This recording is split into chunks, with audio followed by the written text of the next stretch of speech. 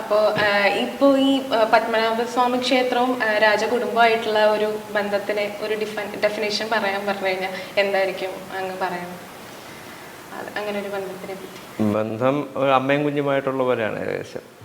Umbilical കോടെന്ന് പറയില്ല, അതുപോലെയാണ് ഭഗവാനും നമ്മളുമായിട്ടുള്ള ബന്ധം. ആൺകുട്ടിയാണെങ്കിൽ ജനിച്ചു കഴിഞ്ഞ് 1 വയസ്സ് കഴിയുമ്പോൾ നമ്മൾ ഒറ്റക്കൽ മണ്ഡപത്തിൽ ക്ഷേത്രത്തിൽ പോയിട്ടുണ്ടോ? ഇല്ല, പോകാൻ പറ്റിയിട്ടില്ല. പോകാൻ പറ്റില്ല.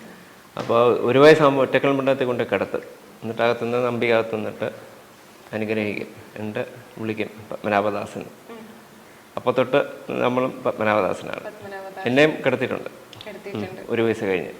അന്ന് അവിടെ മുഹൂർത്തത്തെക്കുറിച്ച് അന്നോട്ട് നമ്മളെന്താ ക്ഷേത്രത്തിൻ്റെ ഒരു ഭാഗമാണ് ഇന്ന് വരെ.